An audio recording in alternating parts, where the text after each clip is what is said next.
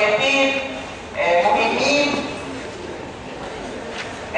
بتديها يا دكتور للمريض بتاعك في البرونكو دايريترز وفي الانتي انفلاماتوري.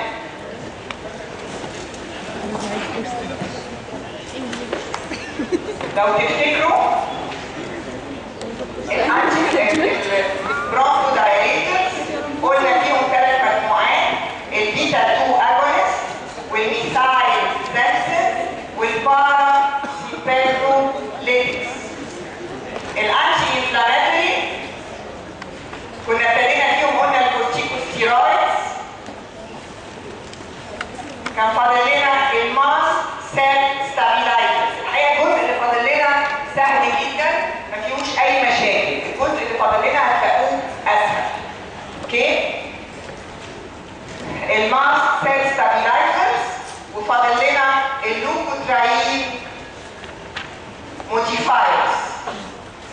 هما دول يا دكتور المجموعات اللي انت بتديهم للعيان بتاعك، لا اما برونكو دايريترز لا اما انتي انفلاماتوري. الماست سيل ستابيلايزرز في اسمين هنعرفهم مع بعض: نيدوكرومين صوديوم وصوديوم كروموجلايكيت. نيدوكرومين صوديوم وصوديوم كروموجلايكيت. الماست سيل ستابيلايزرز في دوايين بنديهم. طيب قبل ما ابتدي في المجموعه دي، المجموعه دي اوف ليتل كلينيكال يوز، مجموعه بتنسحب من السوق ان شاء الله باذن الله لغايه ودكاتره قلب الدنيا للامتياز باذن الله. within 3 years هيكونوا بقوا of historical importance. ده ابتدى يكتب عنه ان هو خلاص مجموعه بتتسحب خالص ملهاش اهميه. مكتوب عندك يا دكتور of little clinical use. هقول لك ليه دلوقتي. مش الدكتوره بتقول لي ليه؟ الكلينيكال افيشنسي بتاعتها مش كويسه، وبعدين لو تشوفي الانسايد افكتس بتاعتها هي نفسها بتعمل كف، هي نفسها بتعمل تشيستايتس. اوكي؟ فحتى لو اديتيها العيان بتاعك هيحس ان هو حاسس ان هو didn't improve، ما بتتحسنش. اوكي؟ طيب المجموعه دي فيها اسمين هنعرفهم لغايه النهارده، هنعرف الصوديوم كروموجلايكيت ونيدوكرومين صوديوم. مجموعه ليست بالاهميه ولكنها سهله جدا. لان ليه؟ الميكانيزم اوف اكشن بتاعها من اسمها. الميكانيزم هي اسمها ايه؟ ماست سيل ستابيلايزرز. انتوا فاكرين وعارفين كويس قوي من الباثولوجي احنا قلنا المشكله ايه؟ قلنا ان الاميونوجلوبولين اي ده بيروح يثبت نفسه على ايه؟ على الماست سيل. ده بقى الادويه دي بتقلل الماست سيل، بتقلل الالرجيك ميديتور على انها بتعمل ماست سيل ستابيلايزيشن. في التو فيزز لو تفتكروا احنا عندنا قلنا في الايرلي فيز يبقى فيها ريليز لايه؟ يبقى فيها ريليز لللوكوترايين والمين اهم حاجه اللوكوترايين، والليت يبقى فيها ريليز للسيتوكاينز. يبقى هي بتقلل ريليز اوف ميديتور الماست سيل وبتعمل ستابيلايزيشن للممبرين.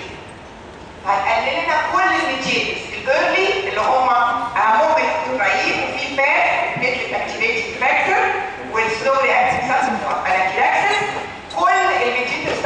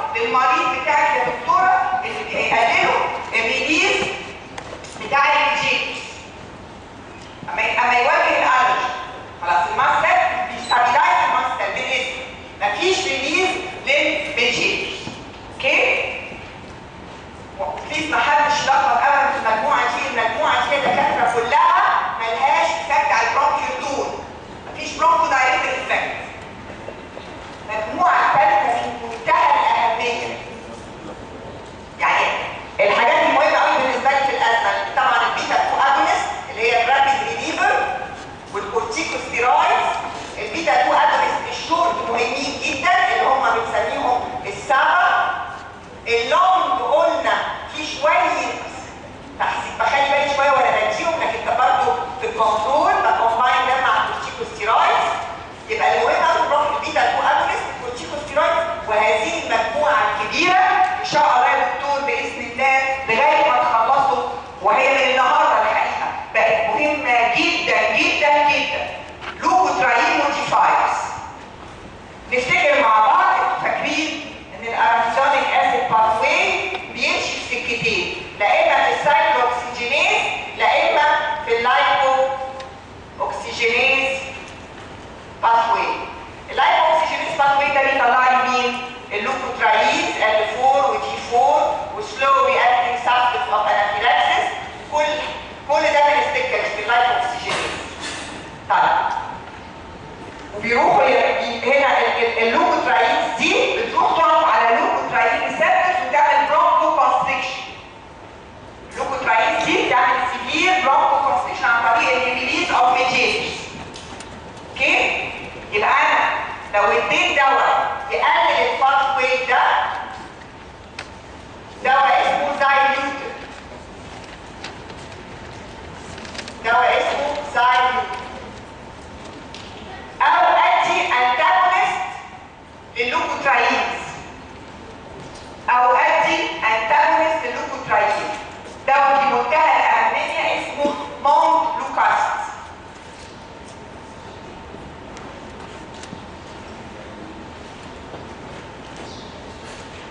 مونتلوكاست. وفي واحد كمان اسمه زافير لوكاست، بس مش لانه له توكسيسيتي ما هواش بنفس الاهميه. زافير لوكاست. اوكي؟ مجموعه دوائيه هامه جدا في علاج البرونكيال ازمه.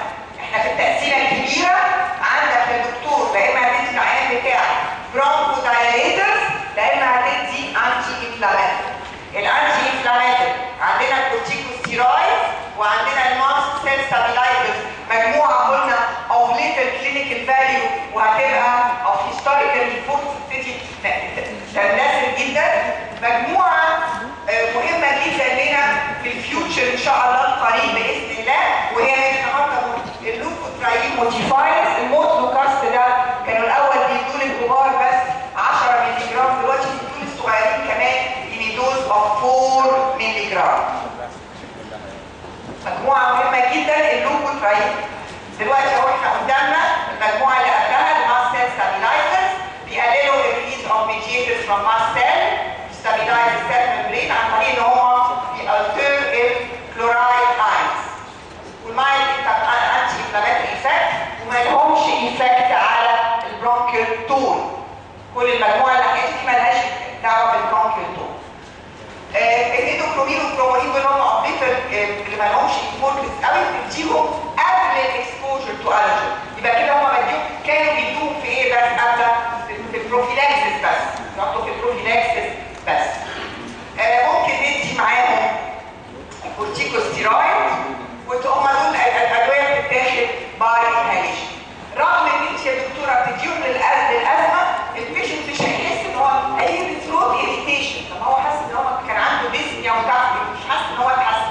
هو كان بيجي يشتري بالديسنيا، بيجي يشتري ديسنيا وكحف وويزنج وديفيكولتي امريك. طب يبقى استفاد ايه؟ ما انت اديته حاجه تعمل ثروت اريتيشن وكحف ودراي ماوث. الانافيلاكسس فيري رير. لكن عرفت ايه يا دكتوره مش هتديه؟ انت ان هو جاي اصلا بكحف وويزنج وبيسمعها سناكس وويزنج وعنده ديسنيا مش عارف يتنفس. اديتيله دواء حسنه، باثولوجيكالي حسنه لانك عملت ستابيلايزيشن للماست، لكن يور بيشنت ما حسش بالامبروفمنت، رجاء بالثروت اريتيشن وبالكحف. اوكي؟ وهذه المجموعه ابتدت تقل اهميتها جدا. دي تاني مجموعه في الانتي انفلاماتوري. ثالث مجموعه اللوكوترايين انتاجونست. اللوكوترايين انتاجونست عندنا الزايلوتين بيقلل هذا الانزيم اللي هو اللايبو اوكسيجينيز. عندنا الارابيدونيك اسيد سايكلوكسيجينيز اللي بيطلع البروستاجلاندين والثرومبوكسان والبروستاسايكلين. طلع 3 حاجات مالناش دعوه بالباث واي ده. عيان بتاعك عايز تقلل له دوز، بتدي دواء يقلل هذا الباث واي اللي هو اسمه لايبو اوكسيجينيز باث واي.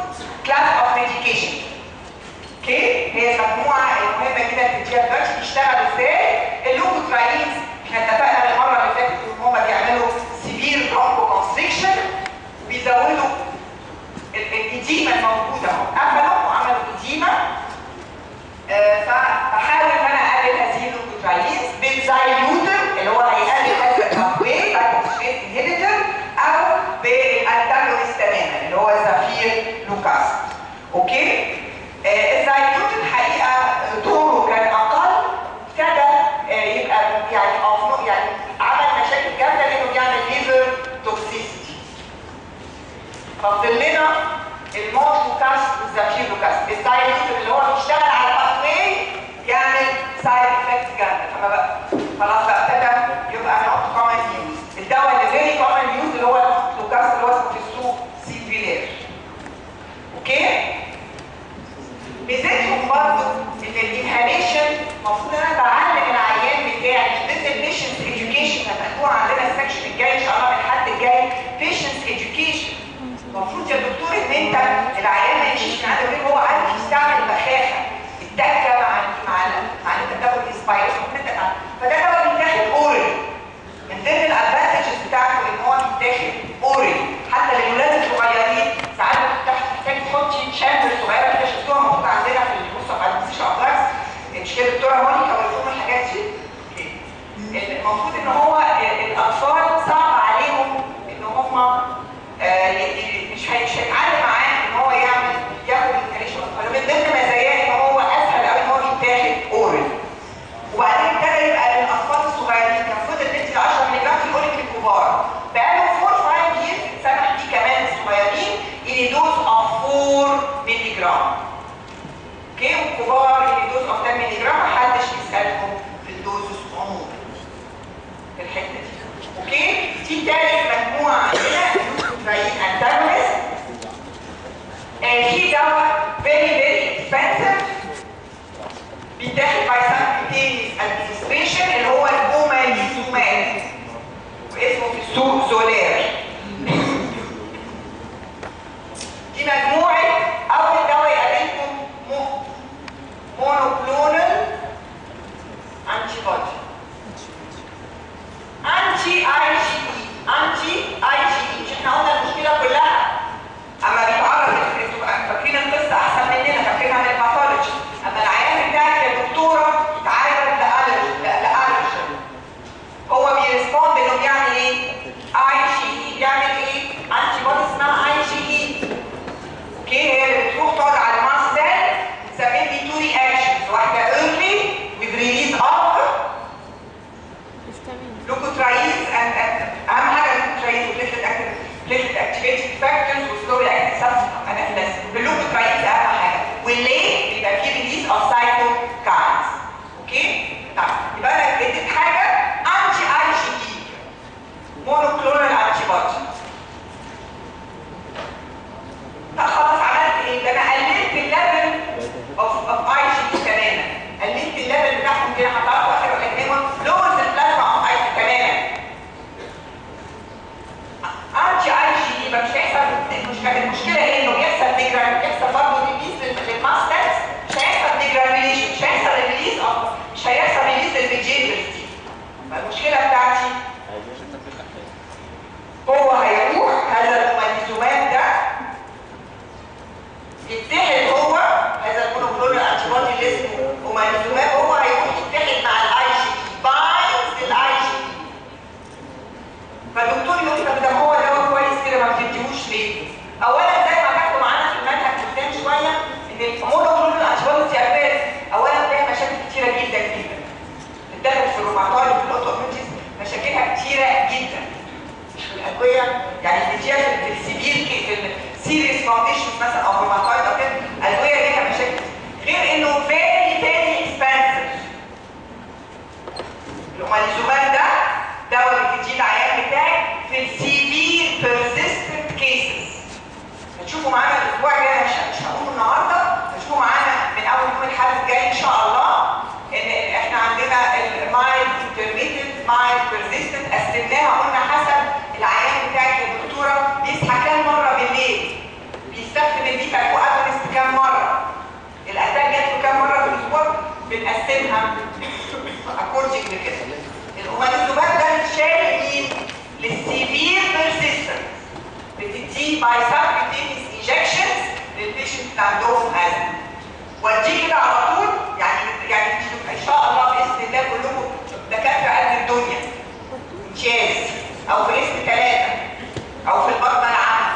وجالك واحد قال لك انا اهو انا اتدربت ده تاني مثلا بخاخد بيتا كواجونست وبخاخد كورتيكوستيرويدز كل واحده لوحدها او ساعات دلوقتي قلنا اكتر وقت الاثنين محطوطين مع بعض.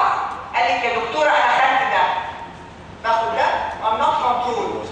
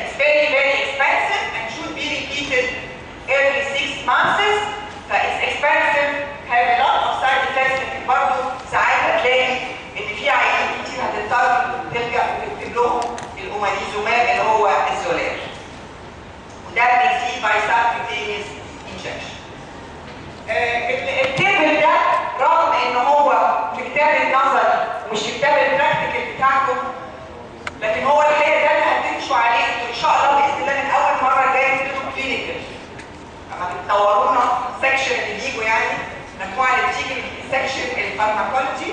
من اول اسبوع جاي هتبتدي الكلينيك، هتبتدوا بالبرونكيال ازمه. هذا التيبل موجود في كتاب النظري، طبعا هو المفروض يكون موجود في كتاب العملي، بس هو للاسف سقط مننا في الطباعه. اوكي؟ لان ده المفروض ان انا بمشي عليه وانا بحل الحالات. بس ما تقلقوش، انا في الحاله ما بسيبش، مش انا اللي بدايجنوز، بيقول لي في الاخر البيشنت هاف سيفير بيرسيستنت ازمه، يبقى انا هديله ايه؟ هديله هاي دوز من الكورتيكوستيرويدز، وهديله لونج اكتنج بيتا كواجونست، هدي كل اللي عندي. لو كتبت في الحاله سيفير بيرسيستنت هي اخر حاجه عندك، هتدي هاي دوز من الكورتيكوستيرويدز، وهتدي لونج اكتنج بيتا اجونست، وهتدي لوكوتراين، وهتدي ثيوفيلين، ولو نو امبروفمنت هدي لوكوتراين. ده سيفير بيرسيستنت. طب لو جه عنده مايند انترميتنت ده في ساعتها على فكره الشورت تيرم بيليف ده كلهم يعني، وهو في الاتاك على طول بدي الشورت بيتا كواجونست اللي هم مين؟ سالبيتامول والتيربيتالين، دول اثنين الشورت اكشن بتاعهم. مايند انترميتنت مش هحتاج حاجه مني غير كده، الجي هو موجود الانهيل ده. طب لو جالي مايند بيرسيستنت بشوف لا اما ادي بعد البيتا كواجونست ادي جرعه صغيره كورتيكوستيرويدز، لا اما ادي جرعه صغيره من مونتلوكاس، لا اما ادي ساستين ريليز ثيوفيلين. الحقيقه حاجه زعلتني جدا ان المرضى كتير جدا يعني ايه ساستين ريليز تابلت؟ ساستين ريليز اللي هي التابلت اللي بتديها العيان بتاعك وكل فتره كل ساعتين ثلاثه هيطلع جزء من الادب انجريشن جيومنتي بتاعت اوف تابلتس العيان. اوكي؟ يبقى اذا التيبل ده بيوضح لي التريتمنت اللي هديه. لو تاخدوا بالكم احنا بالنسبه لنا في الكلينيكال زي عمليه حساب. مثلا السيفير بيرسيستنت بس يعني على طول في حل الحاله ما بيبقاش فيها مشاكل، دي جايد لاينز المفروض ان احنا نمشي عليها. اوكي؟ في حاله بقى اللي جاي في السيفير بيرسيستنت ازمه، اكيوت سيفير ازمه اللي انت تضطري تدخليه، اللي هو اصلا هيجي يعني لو رحتيله في البيت ولقيتيها اكيوت سيفير اللي هي ثريتنينج لايف ازمه، اللي هي بتوع بيقولوا انها for 6 hours didn't respond to any treatment، لازم تعملوا hospitalization، تدي oxygen، تدي بيتا كواجونست، تدي هيدروكورتيزون، صوديوم ساكسينات، تدي امينوفيلين 250 مللي جرام slowly intravenous. slowly على 20 دقيقة، وبدي الجلوكوز، بدي حاجة for nutrition، وبدي antibiotics. acute severe asthma، هي ايه severe asthma؟ الأزمة اللي البيشنت بتاعك الشست بتاعه السباس اللي عنده ما تحسنش for 6 hours، دي اللاين اوف تريتمنت بتاعته. هتنقليه له مستشفى لو كان في عيادة يبقى يدخل في inpatient، هياخد اكسجين، هيدروجين صوديوم ساكسينات، سالبيتامول، امينوفيلين 250 مللي جرام. الاكيوت اتاك اوف برونكيال ازمه اللي هو اللي هجرب اول حاجه بديله حاجتين، امينوفيلين وبيتا 2 اجونست. طب مين اللي هيجي بالاكيوت اتاك سيفير؟ يعني جاي يكون انت امتياز، جاي واحد حاسه عنده ديسنيا وكتب يبقى فيه ويز على الشاست جامد واديتيله بيتا كواجونست وامينوفيلين وهي ريسبونس، خلاص يبقى ده كان اتاك اوف برونكيال ازمه. قلت له احب اشوفك بعد كده، اشوف بقى مش هنشوف تديله في البروفيلاكسس. لكن الاكيوت سيفير ازمه اللي اديتيله، اللي اديت للدكتور الامينوفيلين والبيتا كواجونست، ورغم كده هو لسه الاثنين بقى الاساينوز والويزنج زي ما هي، فبتبقى دي اللي هي الاكيوت سيفير ازمه اللي كانوا بيسموها كمان ستيتس ازماتكس، دلوقتي بيسموها لايف ثريتنينج ازمه. كده يبقى احنا خلصنا البرونكيال ازمه. الكف، محدش يتضايق من الاسامي اللي في الكف. الكف مش داخل في امتحان 1 ديسمبر، بس هو اهم موضوع، من اهم المواضيع الكف. بس برونكيال ازمه ده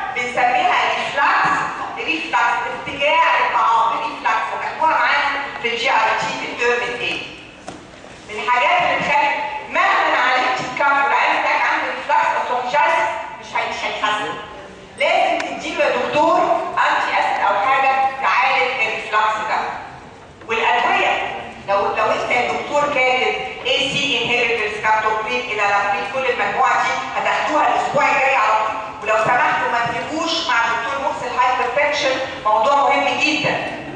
دكتور محسن، دكتور احمد جلال، دكتور عفاف، في 3 اساتذه هيدوكوا الهايبرتنشن، موضوع مهم جدا. اوكي؟ الاسبوع الجاي على طول هيديكوا الهايبرتنشن باذن الله بعد الدايبيتس. اوكي؟ خلينا بس دلوقتي الاي سي انهبيتورز. يبقى العيان بتاعي لو بياخد اي سي انهبيتورز او عنده ارتجاع للاكل. اوكي؟ يبقى الديزيزز اللي عندنا اللي ممكن تعمل ريفلاكس او فيجايتس، او لو بياخد اي سي انهبيتورز لانها بتزود البريدكاينين وبيعمل شويه كاف. طب الدكتور انت بقى نديله اي سي انهبيتورز وهو البلاد بريشر بتاعه مظبوط بالاي سي انهبيتورز، هتشوفوا ان احنا هنقلب على اللوزابرين، على مجموعه ثانيه بتقفل بقى الانجيوتنسين ريسبتورز. يبقى العين بتاعي مهمه جدا دي، جاي لي بمظهر من مظاهر سيمتوم، لا اما عنده حاجه في اللاريكس، لا اما عنده حاجه في البرونكاي، لا اما عنده او عنده ارتجاع من طعام، كل دي اسباب. لا اما عنده ايه كمان؟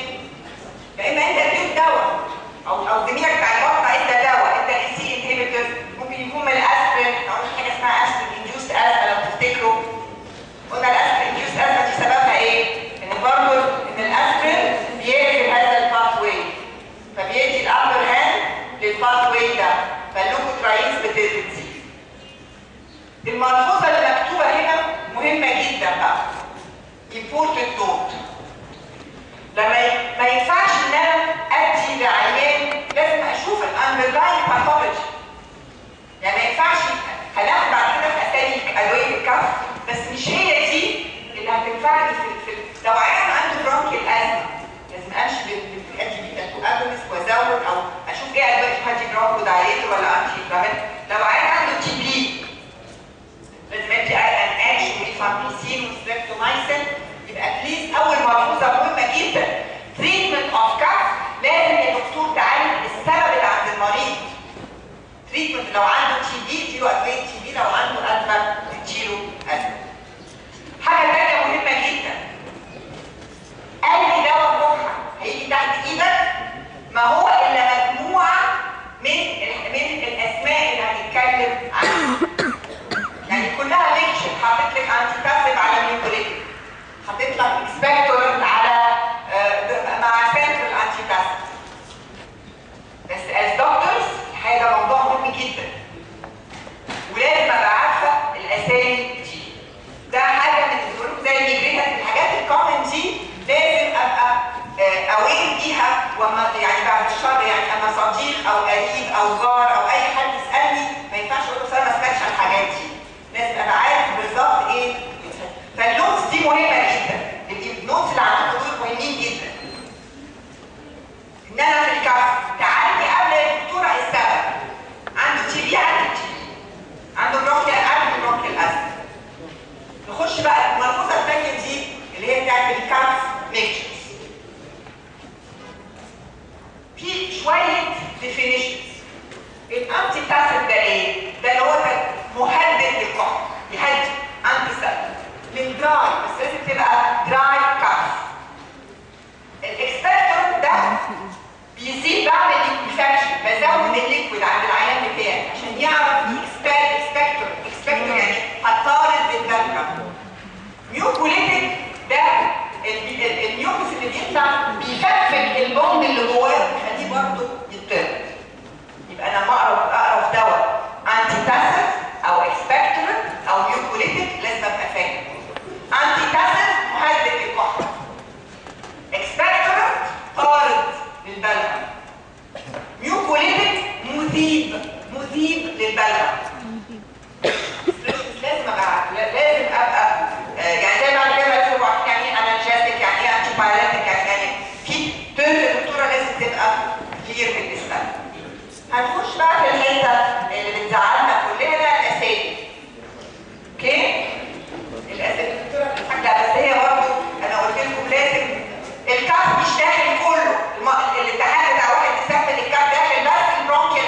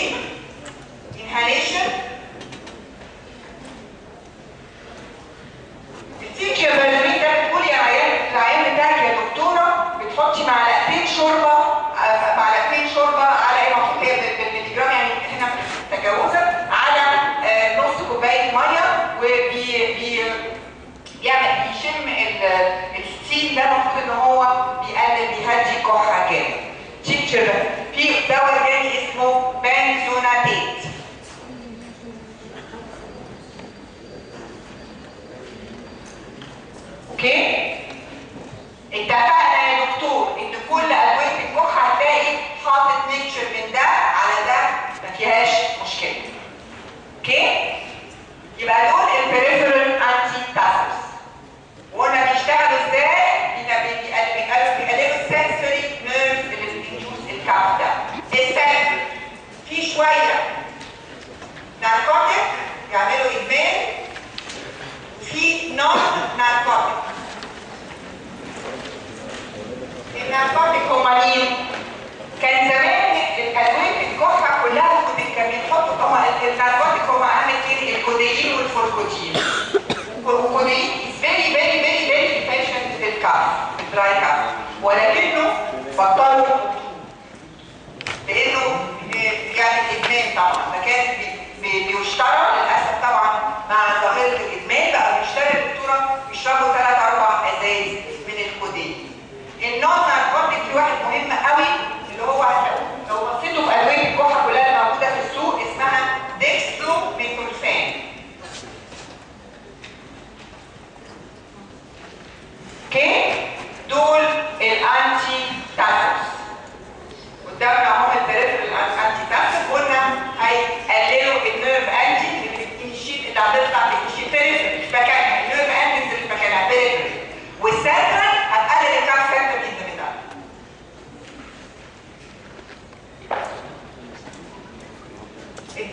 البريفرال انتي تاسيف دول الثلاثه. في جوافينيزين كمان، ده مهم سؤال معلش انا اسفه، في الجوافينيزين كمان مع البريفرال انتي، معلش ده مهم برضه. جوافينيزين. اوكي؟ بريفرال انتي تاسيفز. قدامنا يا جماعه بصوا دي ميديمالسن الكوريس ستيل انهاليشن تينشر بنزوين او المنتول، بتقول العيان بتاع معلقتين شاي على 500 مللي او يعني معلقه هي المفروض معلقتين اوكي يعني على، ويشم بيحطوا على الميه تاني، بيحط معلقه من الدواء ما يملوش مع بعض والميه بتغلي يقوم حاطط الدواء عشان يشموا، لان لو قلت للعيان بتاعك دول يغلوا على بعض ريحته بتروح. بالظبط الميه بتغلي وبحط المعلقه بتشم. وفي البنزوناتين ده بطلوا يستخدموه لانه له انستاتيك ايفكت. جوافينيزين هو دلوقتي اللي هتلاقوه في ادويه الكحه كتير. جوافينيزين بنتكلم عن 4 بريفرال انتي تاسيفز. البنزوناتين ده ما بقاش بيتحط على الادويه خلاص. السنترال بيشتغلوا ازاي؟ السنترال هيقللوا الكاف سنتر اندميدالا. الكوديين قلنا خلاص هو طبعا المورفين والهيروين وكده عمرنا ما حد بيحطهم لانهم طبعا هيعملوا ادمان شديد، بيقللوا الكاف. بتاخدوا في السي ان اس المورفين بيهد الكاف سنتر، لكن طبعا مش اللي كانوا بيستخدموا الكوديين والفوركوتين، بس برضه ما بقيناش بنستخدمهم.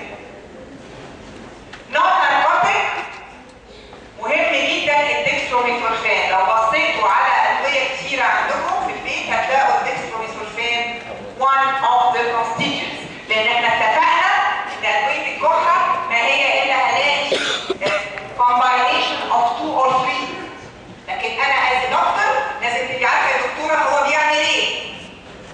في مهدئ للكحه، في مزيل للسعال، في طار مزيل للبلغم سوري، وفي طار للبلغم. 3 تسميات. الديكستروميثورفان مهم جدا. البنزوناتين ده بطل بقى خلاص لانه بيعمل شويه دوك الانستيزيا. الاوكسيلاتين ده مهم جدا برضه. الاوكسيلاتين من الحاجات اللي بتلاقوها كتير في الادويه. يعني خلي بالكم ان البنزوناتين ده شغال انتي تاسيف بريفرال وسنترال، ولكنه يعني دوك الانستيزيا فبطلنا نستخدمه. اوكي؟ الاكسبكتورنت ده احنا قلنا الاكسبكتورنت ده ايه؟ طارد للبلغم، لكن عشان يطرده يبقى عايز تزود شويه ليكويد عليه عشان طول ما هو تقيل قوي العيان بتاعك مش هيعرف يطرده. اوكي؟ اتقسموا انتو ستيمولانت اكسبكتورنتس و سيداتيف اكسبكتورنتس. اوكي؟ دلوقتي احنا خلصنا الانتي تاسيفز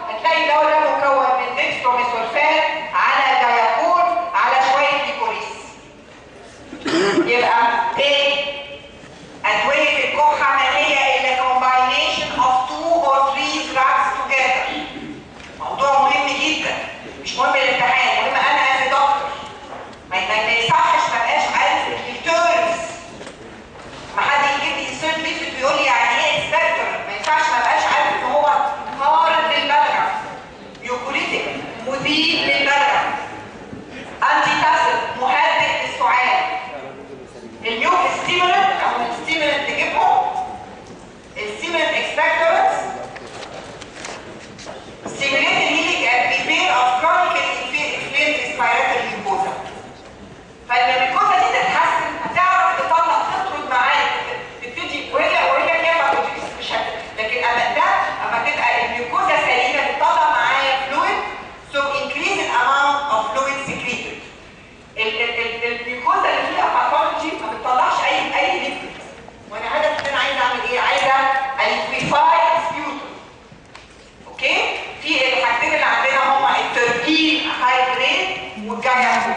السيداتيف بقى فيهم التينكشر بنزوين بتفهم حته الستيمولنت اكسبكتورنتس دي. هو انا كان هدفي ايه اصلا من الاكسبكتورنت؟ تو ليكويفاي سبيوتم. مش عايز العيان بتاعك يطرد البلغم، بس لازم عشان يطرده يا دكتور يبقى فيه شويه فلويد زياده. لو الميكوزا بتاعت العيان بتاعك دي فيها باثولوجي وهي غالبا مش هتعمل لازم تبقى انتاكت stimulated repair of respiratory mucosa. سو كده هتبقى ترجع للحساسيه هتبتدي هي الميكوزا تبتدي تطلع معاك فلويد increase the amount of fluid لان بتزيد الجلاندز اللي في الريسبيراتوري بتاعت العيان بتاعك، فيبتدي يحصل الهدف بتاعك ان هو يحصل ليكويفيكيشن للسبيوتم. يبقى علاج الميوكوزا بيرجع لي السكريشن عن طريق ان انا الجلاند او السكريشن اللي بتطلع من الميوكوزا من الجلاند اللي في الميوكوزا بيبتدوا يشتغلوا تاني. مجموعه اسمها ستيمولنت اكسبكتورنتس فيهم دوايين مهمين، تربين هايدريت والجايامول. نرجع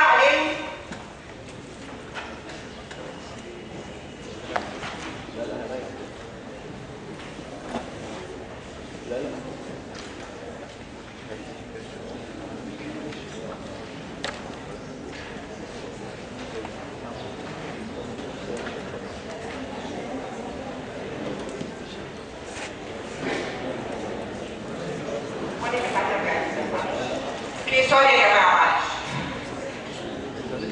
اوكي هنبتدي الاكسبكتورنتس من الاول. الاكسبكتورنت عندنا ستيمولنت والسيداتيف.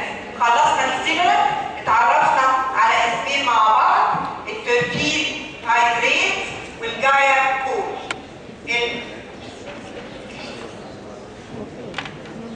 الاكسبكتورنت عندنا قلنا وهي الاكسبكتورنت قلنا دواء هيليكويفاي طارد للبلغم، هيليكويفاي السكريشنز اللي عند العيان بتاعك، هيزود الليكويد عليها ويخليها تبقى طارده للبلغم. اوكي؟ بتقلل السبيوتم فيسكس تقيل على العيان، بتزودي له فلويد عليه فيقدر يطرد. اهو ناخد ترجمتها طارد للبلغم، بتعملي ليكويفاكشن للسكريشن الثيك دي. السيداتيف اكسبكتورنتس عندنا الالكالاين والنوزيين والسالاين. النوزيين اللي هو التينكشر ايبيكاكوانا، اسمه تينكشر ايبيكاكوانا. السالاين الصوديوم والبوتاسيوم ايودايد، دول ما بقوش بيستخدموا السالاين اكسبكتورنتس. يبقى احنا عندنا في السيداتيف عندنا التينكشر ايبيكاكوانا، وعندنا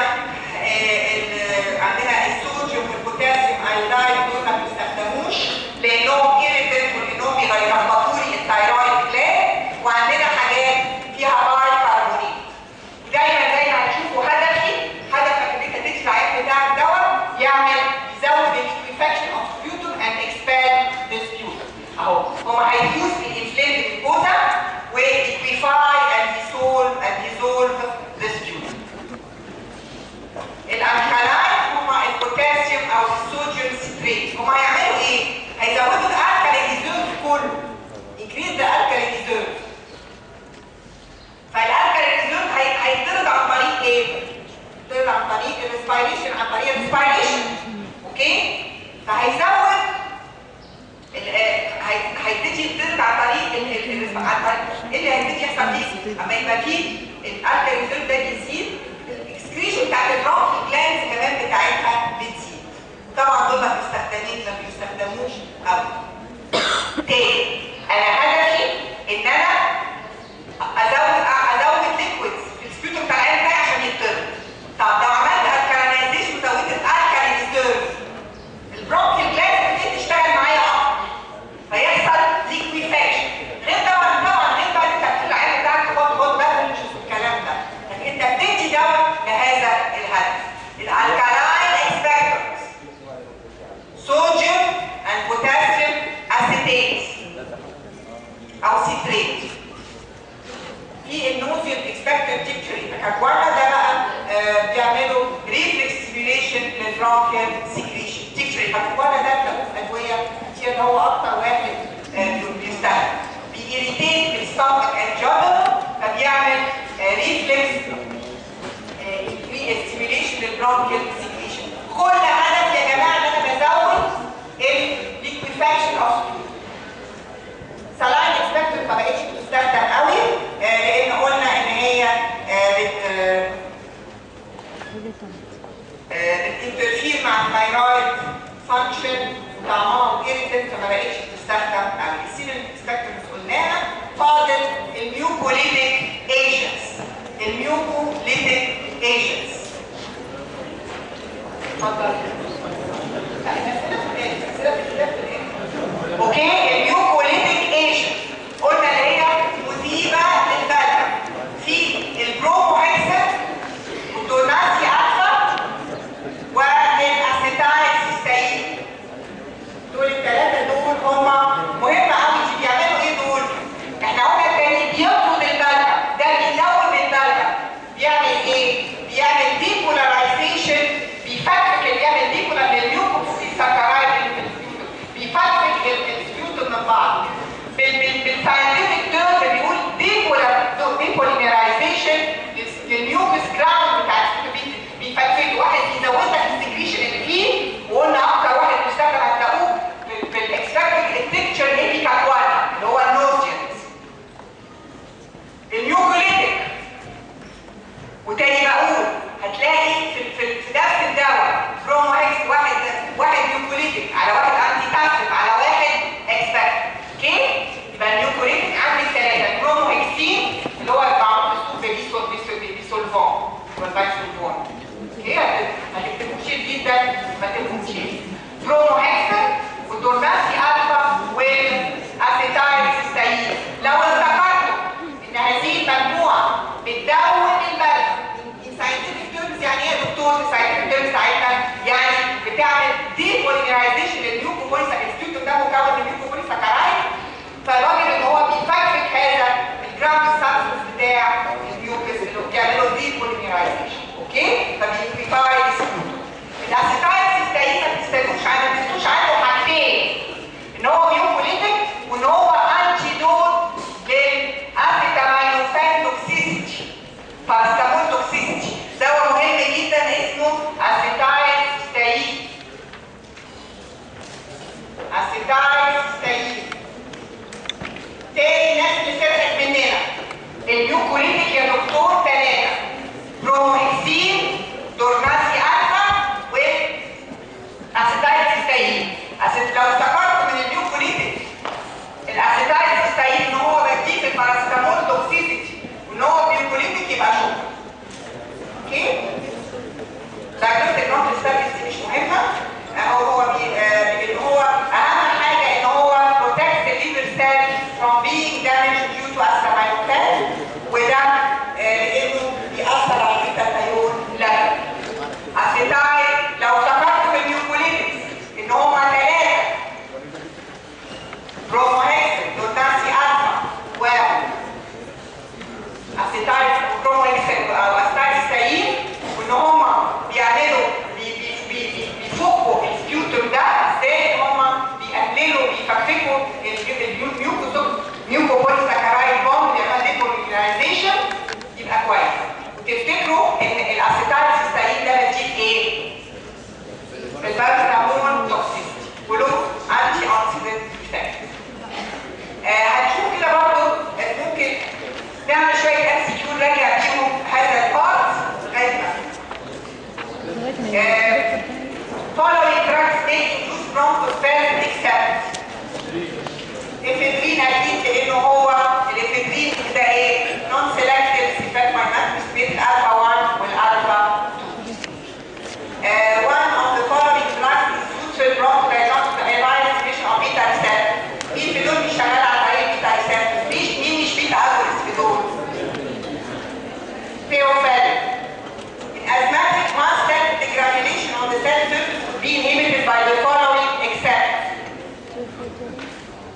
البيتارين ده ايه؟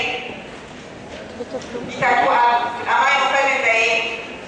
زد كيتوتيفان ده ايه؟ ده ماست سيل